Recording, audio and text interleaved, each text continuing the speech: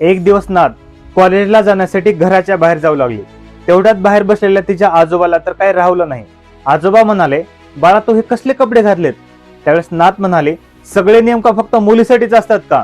तुम्ही तुमच्या नाताला तर कधीच काय बोलत नाही. तो बाहेर कसले जरी कपडे घालून गेला किंवा घरामध्ये उशिरा जरी आला ना, त्याला तर कुणीच काय बोलत नाही.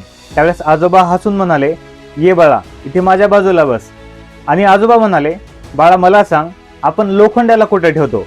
त्यावेळेस नात म्हणाले की आपण लोखंड कुठं पण ठेवतो, त्याच्यानं काय फरक पडणार आहे?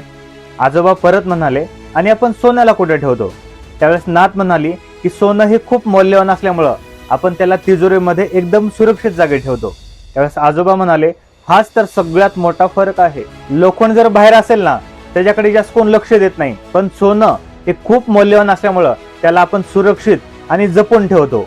तसंच मुलगी ही प्रत्येक कुटुंबाची सगळ्यात मौल्यवान अमानत असते, म्हणून तिची सगळ्यात जास्त काळजी घेतली जाते.